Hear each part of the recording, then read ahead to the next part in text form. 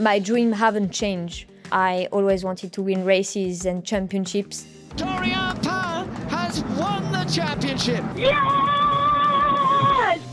I love you guys. The first thing I love is the sensation and the driving, but I'm very competitive and I don't like losing. Welcome everybody to this week's F1 Beyond the Grid. I'm delighted to say that my guest is Doriane Pin. Doriane, thank you for your time. How are things? Good. And you? I'm very well, thank you. Now you're a busy lady, reigning F1 Academy champion. You're the Mercedes development driver in Formula One. You're racing LMP2. Do you like the variety you've got going on at the moment? I like being busy for sure because I love what I do, and for sure having all these opportunities, it's great for me and for my learning and for my career as well. So I'm enjoying everything. Yeah. Does variety as a racing driver make you better? Yes, definitely. More you are working with experienced people and being around with them, you obviously learn a lot of things, and you can reflect on yourself as well to progress and to bring some new things into your career and your approach to racing and stuff. So definitely. Let's start. We're going to break this down, but let's start with Formula One. You are the development driver for Mercedes. What does the role entail? So basically, I'm doing some simulator work with the F1 team. So being in the simulator with the engineer and doing a lot of testing, and we have a lot to do with the new car, obviously. So a lot of work into the simulator, and then on the side, I'm gonna be in the F1 Academy races as well to help Peyton Westcott, that is the new F1 Academy driver racing for Mercedes. And I'm here to share my experience and try to help her progress into her young racing career because she's only 16. And I'm looking forward to see her progression as well. Look, we'll come on to Peyton. Can we start by talking about the sim in Brackley? What does that mean in terms of, are you helping develop this year's car? Are you there on Friday nights during a Grand Prix weekend? What does that look like? Yeah, basically we are doing the work to develop the car. So there's a lot of test items that engineer wants to try, and we are here to test everything, then to send and give feedback to them, so we can go to all of these, and then we have some new invention to the car or new improvement, and that's the job of us inside the sim, is to really be precise on the feedback and give the maximum info while driving on everything we do to then progress on and on. Yeah. How complex are the simulators? How long has it taken you to get used to it? One morning, actually. Yeah. No, it's very realistic compared to the real car. I haven't driven yet, but probably this year in a private test. But it's very, very realistic. You can really give the feedback. It's exactly the same car as the real one. When I'm talking to George and the team, and you can really do a very good job in the sim, and it's relevant in real life. So could anyone who's done a bit of sim racing jump on a Formula One simulator and do a good job? It's a big step for sure. Yeah, I'm not a driver that did a lot of sim in the past, so I did it during COVID, obviously, because we had no racing. But for sure, you have a time to adapt, and there's a lot of things going on. It's a F1 car, and there's a lot of technical stuff that you have to learn. And the engineers are here to help you as well. There's a lot of engineers as well, so they are here full time at Brackley to work with all the drivers that is coming into the sim. So, it's definitely very complex, but very interesting for us also. How long is a sim session? It's full day normally. It's from 8 hours? 8 to 6, 7 p.m. and with with the short breaks to eat. But yeah, it's quite a lot of work. Yeah. I find this fascinating. How many laps can you do from 8 a.m. to 6 p.m.? You can do a lot. I mean, You like can do a lot. I hundreds. did for my first day of the sim. I did the 102 laps, Wow. so quite a lot. Which racetrack? Abu Dhabi. Okay. Yeah. You're going to be quick when you next go to Abu Dhabi, aren't you? Now, you mentioned something a moment ago about driving a real Formula One car. Has Toto said that? Yes. Yeah, he said it. Obviously, we had to see how is the sim going, and then it was the potential next step. But the sim went well, very well actually, and that's why they had the idea to put me in a private test and to give me the chance to drive the real car. So definitely, I'm really pushing for it as well because I really want my chance to drive the car and to show that there is a potential, because my target is to go to Formula One. So I will make sure that I'm fully ready before jumping in the car in the real life. What do you think will be the biggest difference with the sim? I think the downforce, because the sim is very realistic, but the downforce is huge in F1, and that will be the most different. Have you had a seat fit yet? No, not yet. We need to be there when this happens. Now, can I talk to you about your relationship with Mercedes? It began a couple of years ago, didn't it, when you joined the F1 Academy? Just how did the conversations begin? Was it Gwen Legrue who first got in touch? Or? Yes, Gwen, obviously that is helping me a lot in my racing career as soon as I joined Mercedes. But yes, obviously we had some discussions end of 2023. I was racing in the World Endurance Championship in LMP2 with Prema and winning. Yes, and then we decided to do the jump into single-seater racing because that was my target in my racing career, and obviously Mercedes came to us as well. I mean, we all had the discussion to join the junior program in 2024. Yeah. How different is a sports car compared to a Formula 4 car like F1 Academy? It's very different. Is the endurance racing world is very different to F1 for sure. It's a lot about management and teamwork, and it's also a teamwork obviously in a Formula One. Everyone is part of success, and everyone has to be involved. But endurance races is obviously more heavier car, so different driving styles. GT is proper racing because you can allow to touch a bit and do some Rubbing's racing, Doriane, right? Sorry? Rubbing's racing. Yeah, yes. But no, LMP2 and hypercar is also very interesting categories, and a lot of manufacturers are coming to the World Endurance Championship. So in the future, I think it will be very interesting to follow and to watch and to be racing on as well. So because this is quite a well-trodden path for Mercedes. I think back to the Mercedes juniors of the early 90s, Schumacher, Wendlinger, Frentzen, racing in WEC, and then of course all three of those make it to Formula One, and Michael Schumacher needs no introduction.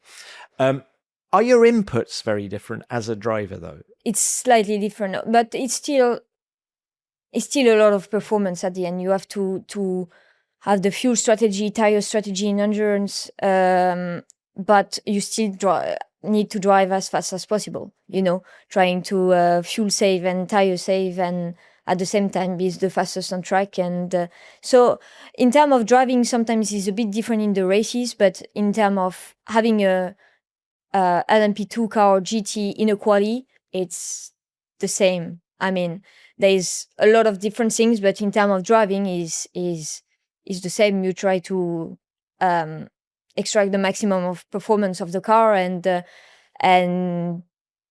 the driving is still very committed and there. Yeah. What about Le Mans? 24 hours. You've raced there before. Is that a completely different kettle of fish? I mean, 24 hours. I hear some people saying that you're on the limit for 24 hours if you want to win it. Is that your experience of it? Yeah, I've been in the 24 Hours of Le Mans in 2023 for my first ever Le Mans. It is different, yes, but yes, you push for 24 hours for sure, because at the end, the competition is very high, and the most important thing is obviously to stay out of trouble. But sometimes you have to take risk, and there's a lot of things going on. There's the strategy going on. There is obviously the performance for us inside the car, but there is also the traffic management. Because how hard is that traffic management? It's tough. It's tough because it's busy out there, isn't it? It's very busy. Yeah, there is a lot of cars on track. At least it's a long track, but still there is always a car. And especially when you're the fastest car coming into the GT and you catch up GTs, you have to overtake as soon as possible, as fast as possible. And when you catch up in high speed, obviously you have to manage before to arrive at the right moment and position and overtake. So it's a lot of experience as well. So yeah, it's a lot of things that you have to manage as a driver. It's not only driving as fast as possible, and it's a lot about management, but also giving the right feedback of what is happening on track and the conditions. And if it's raining, you have a lot to do in the car to give the information in the pit wall. Yeah. How do you like sharing a car with another driver? It's good. It's good. Is it really? It's obviously when you're alone, your car is set up for you. But when you share, it's compromises. But no, it's a good experience to share cars and to be involved to such a big team that everyone is involved and everyone is putting their 100% effort to succeed is beautiful, and is good to share and talk between drivers and the team because everyone has his way to think and way to approach, and sometimes we can grow faster, So it's very interesting. How does it work? So I hope we're allowed to say this, but Richard Verschoor is one of your teammates, isn't he? Now, Richard's a great guy. He's had lots of success in Formula 2. He's now part of, I think, the McLaren Young Driver program. But Doriane, he's quite a lot bigger than you. So how does it work at a pit stop? Who's the least comfortable, you or Richard?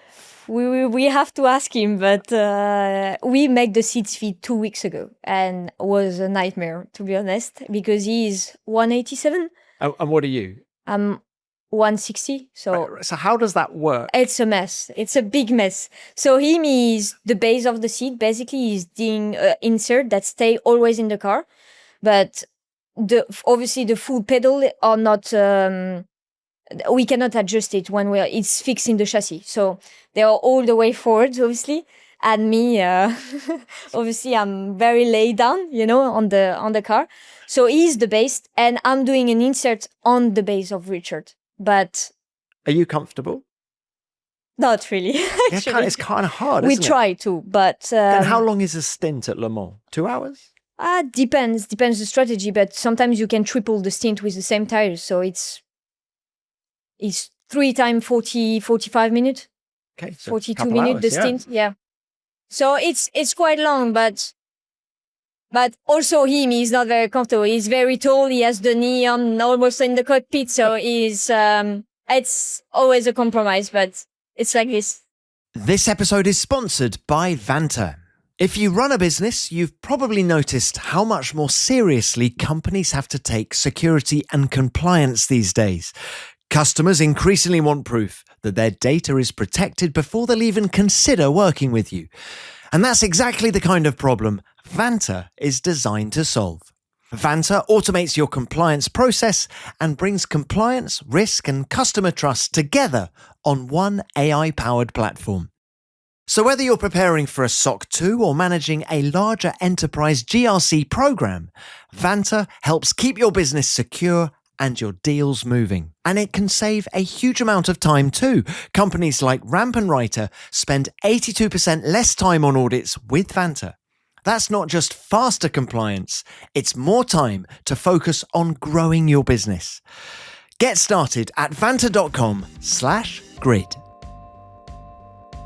Back to Mercedes. How much contact have you had over the last couple of years with the other Mercedes juniors and with George and Lewis, George and Kimi Antonelli?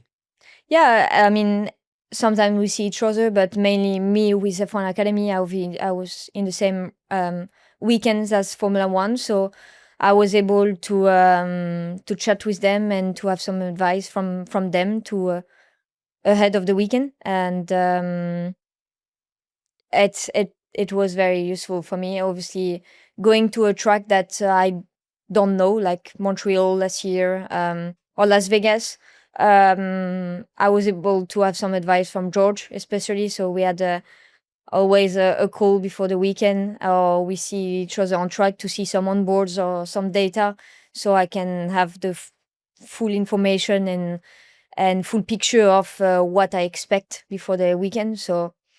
What kind of advice would George give you?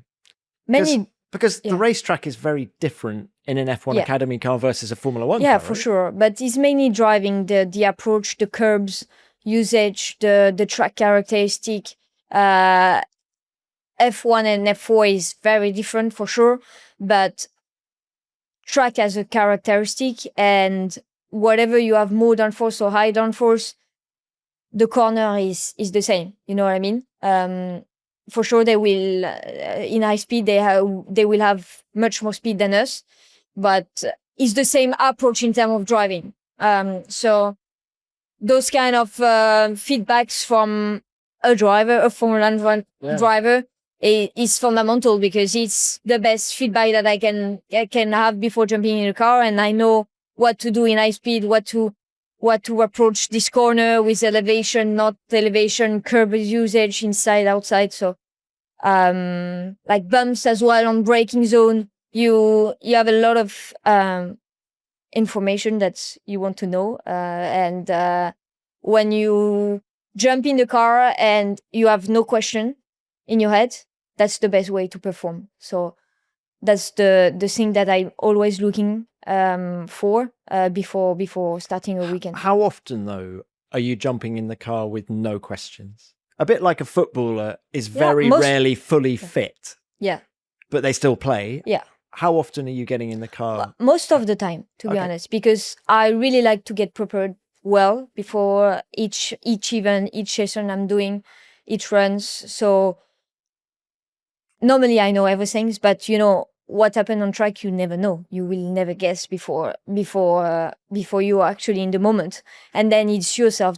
You are trying to adapt to the situation and try to perform as best with what you have at the moment. But going on track without any thought and only connecting to the presence, it's the best, and it's how I managed to perform. Yeah. But Doriane, I think you're a driver who can adapt. And I look at the Las Vegas season finale, right? Yeah. You had every weather thrown at you, and you were one of the ones who sort of kept your head. Yes. And that, ultimately helped win the title, right? Yeah, because before each weekend, I'm visualizing the track. If it's dry, damp, wet, fully wet. So I have the whole picture in my head, and I know what to do with the car. I know how I adapt to the situation, all different situation. I try to visualize where to overtake, where to surprise, where to safety car restart, where to, so I have the full picture in my head, and it's then easier to adapt to things, when you're fully prepared. So then it's natural, Sarah, I can so see that you've spoken to George a bit, because I feel like I'm speaking to George Russell. He's Really? always so incredibly prepared. We're chatting in China, and, he came up with a line yesterday in the press conference where he said, this was the second grippiest start of the year last year. He's just looked at everything. Yeah. And you strike me as a We have a similar thing in approach. common then. Yes. Look, while we're talking racing drivers, can we just discuss inspirations for you? I mean, let's look at the current grid. Who in Formula One has inspired you when you were younger to get involved? The one who inspired me is Lewis Hamilton, mainly, because when I started watching Formula One when I was very little with my dad at home, it was Lewis Hamilton, obviously winning titles. And my first memories is when he won his first title with Mercedes, second title for him. No, 2014. Yeah. So that was my first memory. When then they keep fighting with his teammate Nico Rosberg. So he inspired me a lot. Was it a bit surreal then when he would come down to the academy paddock? Yes. It was because I was watching him since a very long time, and the first year I joined Mercedes, he was still in Mercedes. So I was able to have some advice and support from him, and it's still now up to last year. We discussed a bit sometimes when we see each other, and he's very there. You know, he's there to help and very easy to talk with. So I'm glad we met, and I'm glad I had the chance to have some advice from him. What about Antonelli? Have you come across Kimi much? Yeah, definitely. I mean, the last year, obviously. Yeah. We spent some time together for between the team, also for media and for events outside the track. But we were able to discuss a bit and also had some advice from him, especially when we had our first test in F1 Academy in the 2025 season. We were testing in Jerez, and I had no idea about anything in Jerez because I never drove there.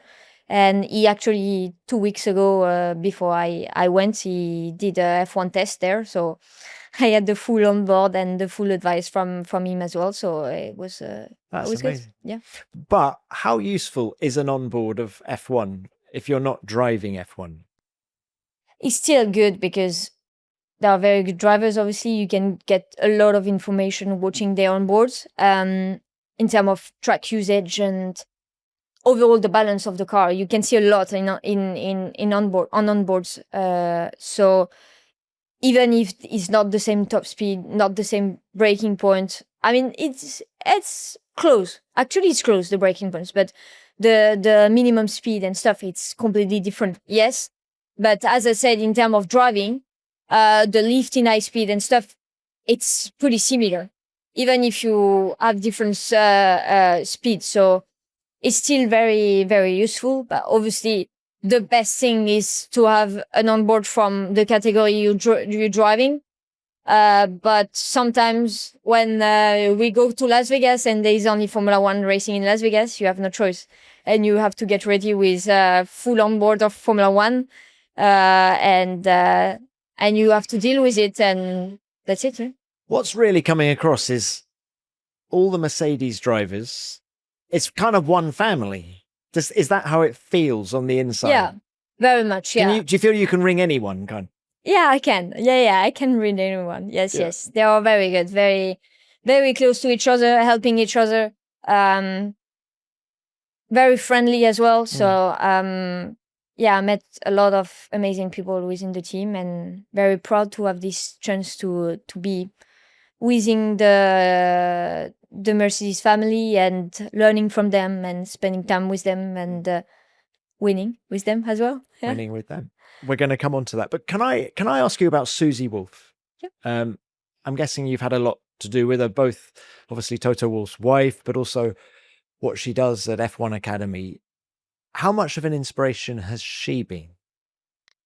She has been a big inspiration. Obviously, the project that she created with F1 Academy is huge and is expanding every year. And she was a driver herself, so she had experience and she know exactly what we need to us have the same opportunities as the men, and that's why she created this platform. I think is to give us the opportunity to race, to the opportunity to work with a manufacturer, and it's good for us, and it's a big chance that we have once in a lifetime. So obviously it's a chance to have her around us. And you've and already learn from said, that. Doriane, that you were watching Lewis in 2014. So do you remember Susie doing No, her I practices didn't. for No, I for didn't Williams in actually. 2014? Yeah, it was. But I don't remember the moment where she went on track. But I yes, I know what she experienced, and yeah, it's amazing. You seem like a sponge for information. You've talked about advice from George and Lewis and Kimi. What about Susie? What advice has she given you?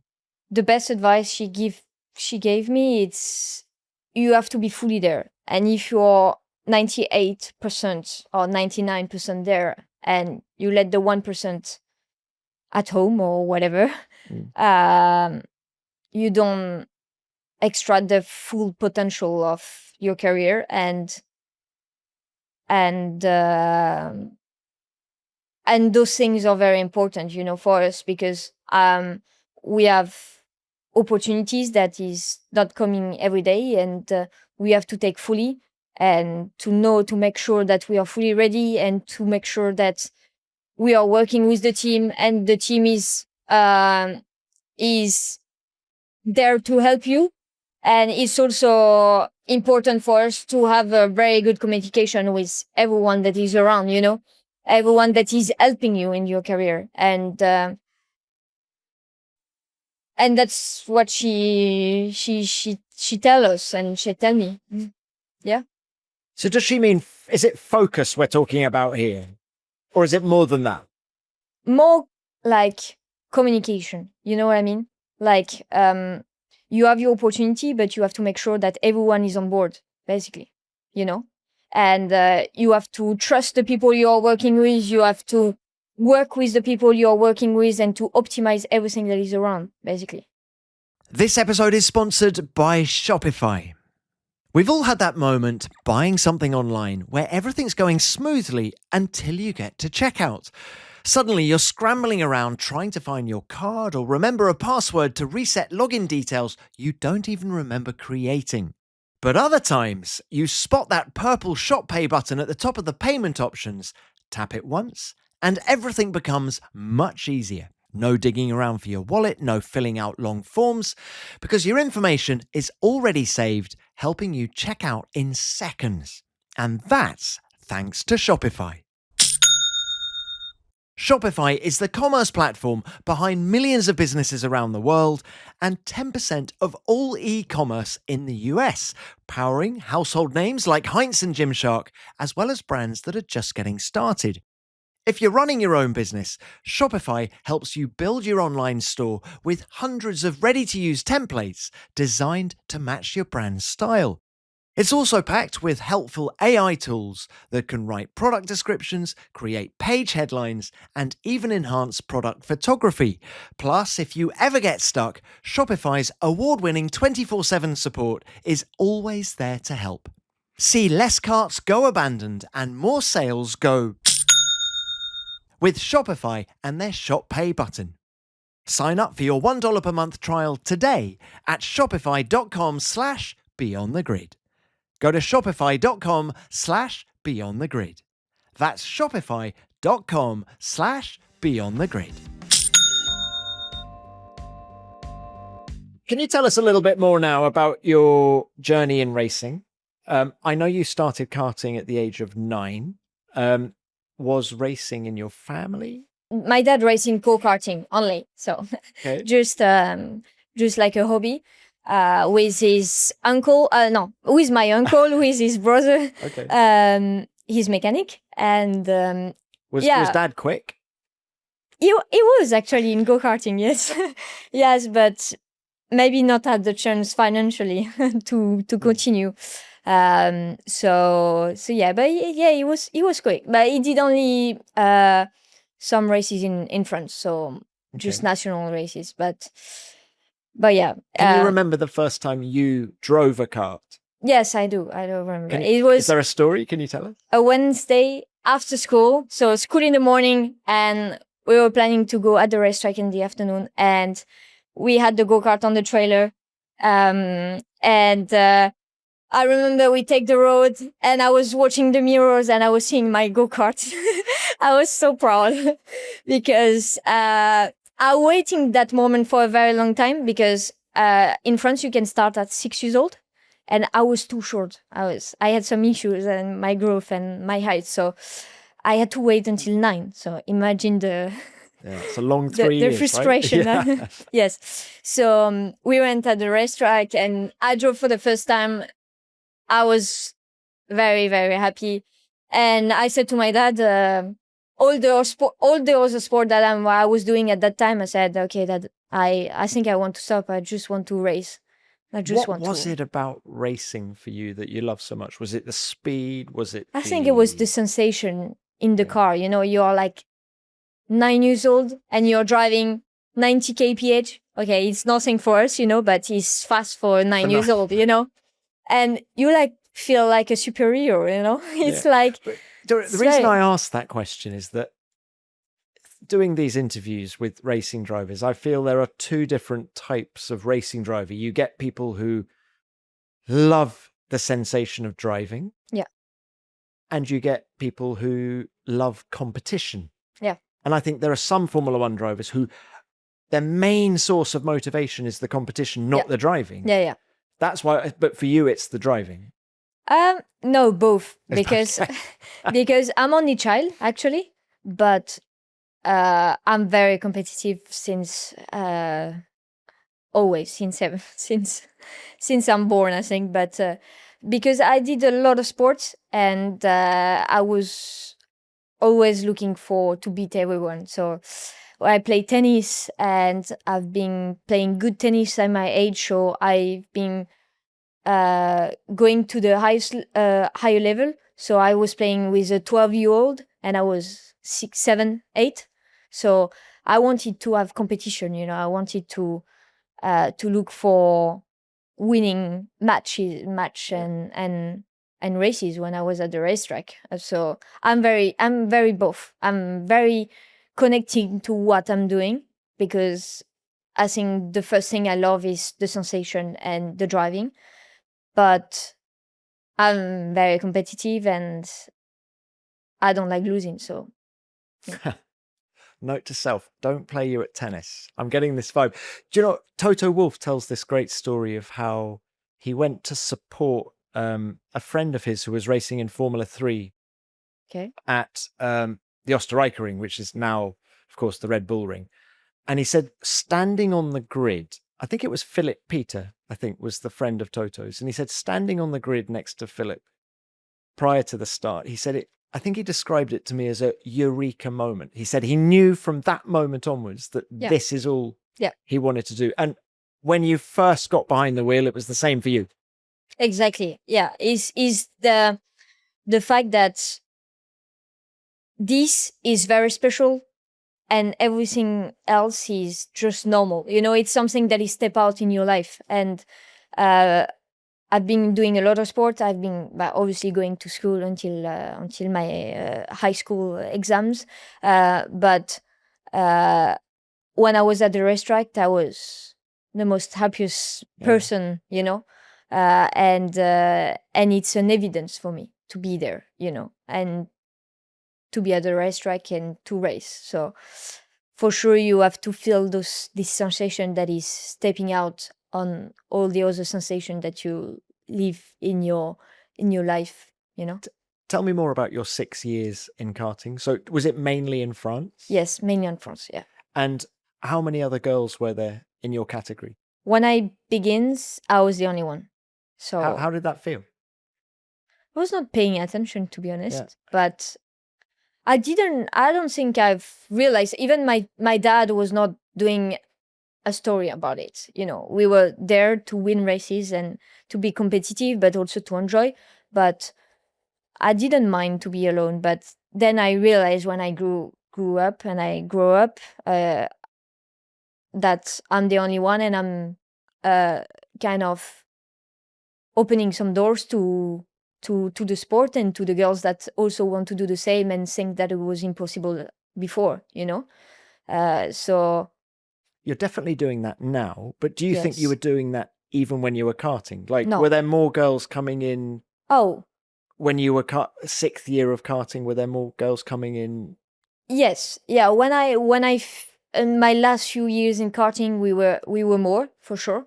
So it kept progressing throughout the year, but probably yes, because I mean, I didn't realize at the moment because I was young and I was very focused. But um, it's true that when you're at the racetrack and you're racing and you're winning the race in front of all the boys and everybody, some girls are coming to you and say, "Oh, thanks you for showing that it's possible, and that now I'm racing like you, and I want to be as competitive as you are, and everything." So for sure, there is some impact on what I'm doing since the beginning. Yes. Now, the natural step from karting is to go into single seaters, Obviously, yeah. but you didn't. I didn't. Am I right? Did you raced a Renault Clio first? Is that right? Yes, yeah. Renault Front wheel drive, completely different. completely different. Yeah.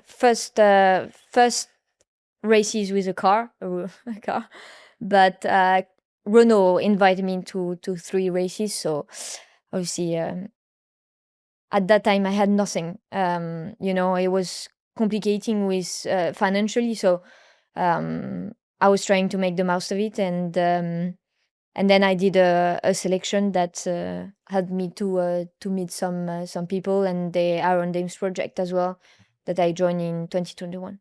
It was always, well, if you start in Clios, the natural route is to then go to stay in tin tops and go sports car racing. Oh no, that was not my target. The Okay. target was doing Formula 4, but we didn't find the budget, so we had. Just for people who don't know, what's a budget for F4? Good question. Depends the championship, but now it's very expensive. But We're talking at my time, hundreds of thousands is what we're talking about. yeah, we were talking about 250, 100,000. So it's a lot. It's price of a house, to be honest. Yeah. So imagine to find this. It's complicated. Even if I won the French championship, we were not able to find enough, and not even 20% of it. So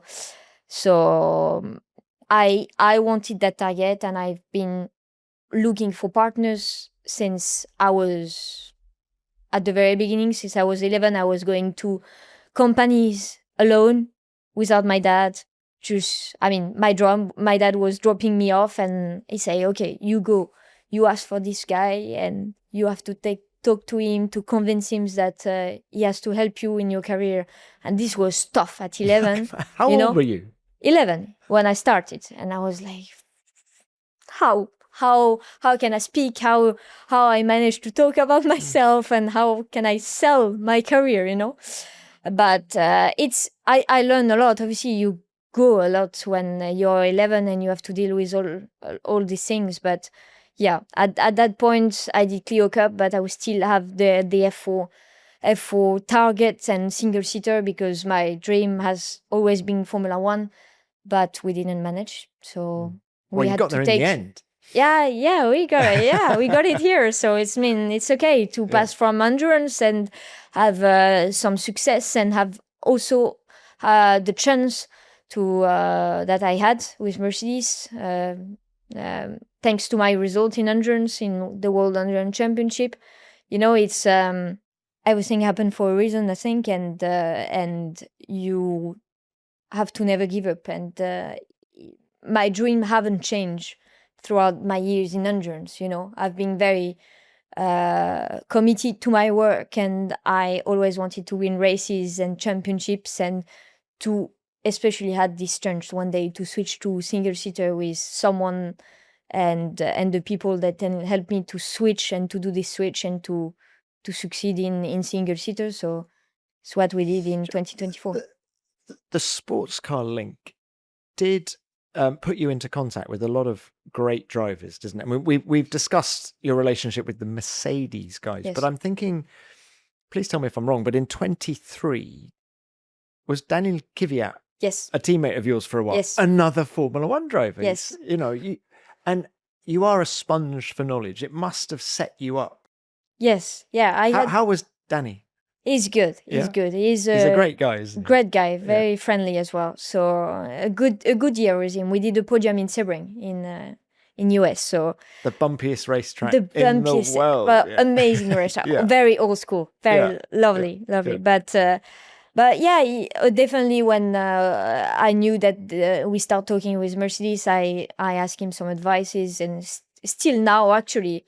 Before going to the sim, I told him, how is F1 sim and what kind of advice you can give me. And for sure, it was very helpful for me when I was just 19, driving next to him and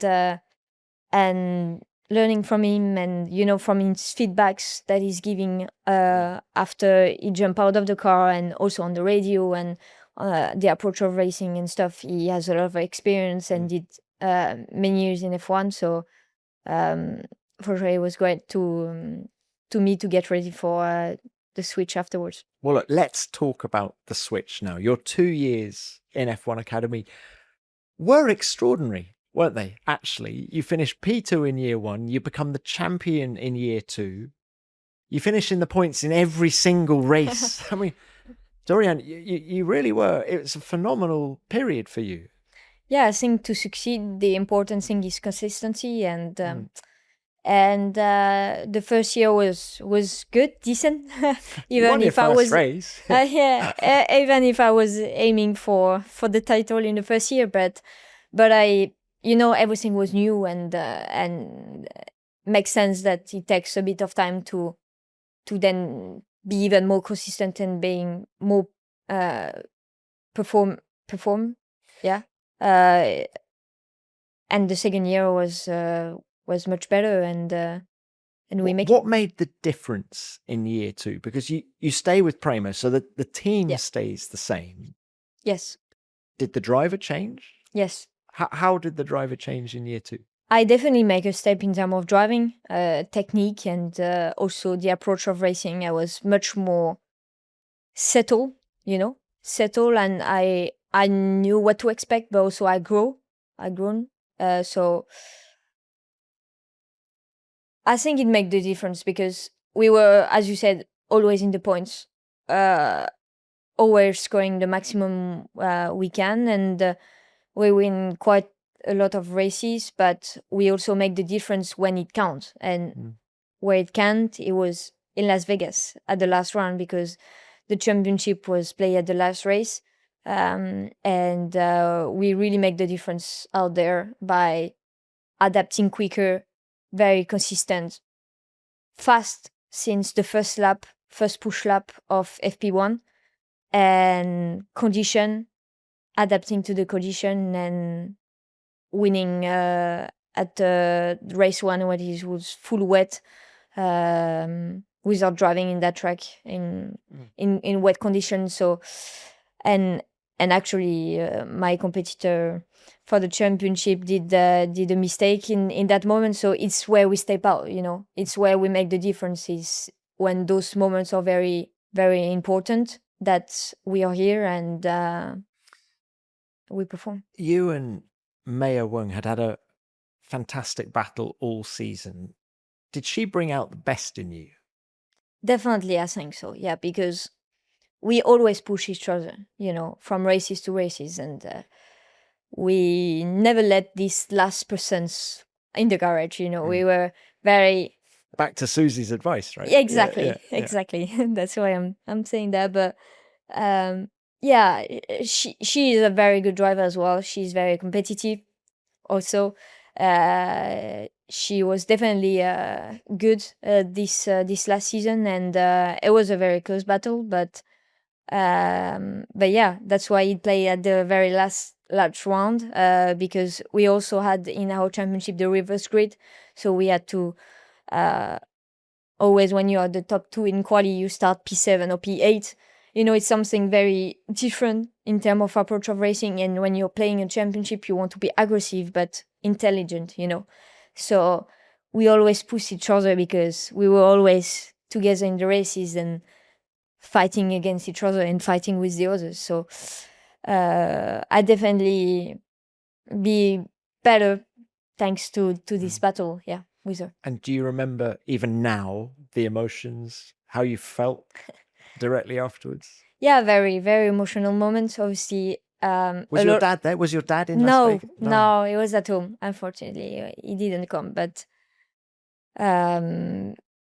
all the family, all the Mercedes team was there, and it's my second family. So with all the t-shirts, special t-shirts. Yes, I remember that. Didn't expect it, but it was very nice and very emotional because I put a lot of work into it, and also the fact that I switched to single seater and we are competitive, and we won our first title is something that is very important to me and very big. So how important, Doriane, was winning that title?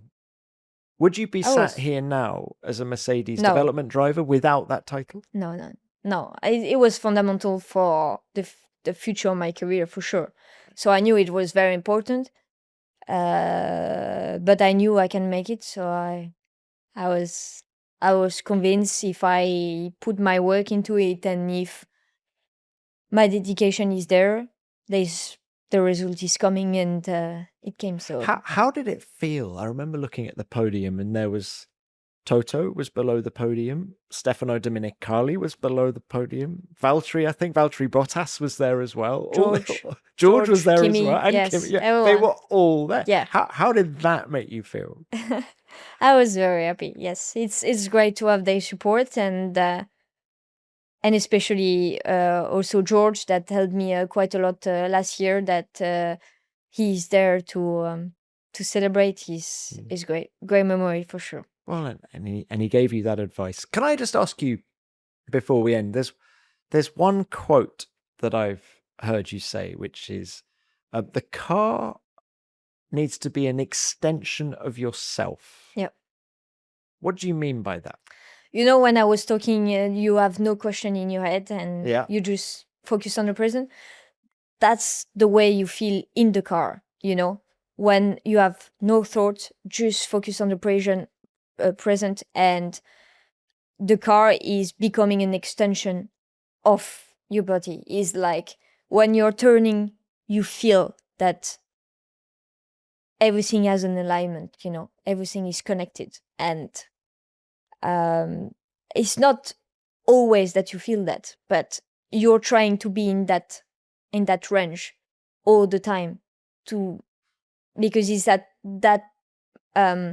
phase of feeling that you perform the best and you perform very naturally. So it's like being in a zone, you know what I mean? Yeah. So Doriane, have you seen the F1 movie? Yes, I did. Yeah. At the end, Sonny Hayes talks about flying. Yeah. Or his engineer talks about flying. It's kind of the same thing. Yes. Is it? Yes. So this is what we're talking about here. Exactly. Yeah. And how difficult is it to get yourself in that range? It is difficult because it's a mental step that you don't reach all the time, because there is always something that is bothering you inside, and you want to get rid of everything. That's when you feel in the moment, you know you're gonna perform, and you actually not asking yourself any questions, So it's not like, for example, you arrive in the braking point and you're like, if I brake 5 meters deeper, it's gonna make the lap. No, it's you arrive in the corner, you don't even ask you any questions, and you just pass the corner and everything is making sense, without even thinking. So that's that was my translation of what you're saying. Is you're not? It's all sort of almost subconscious. It's happening without having to think. Yeah. Doriane, it's been such a joy to have you on the show. Thank you for your time. Thank you. Look, final one. 5 years' time. If we do this again, have another interview in 5 years' time, where do you see yourself? I hope I will have a racing suit. A Mercedes racing Mercedes suit? with the stars being in Formula One. Okay. Well, look, best of luck with that. Thank Thanks for you. your time. Thank you.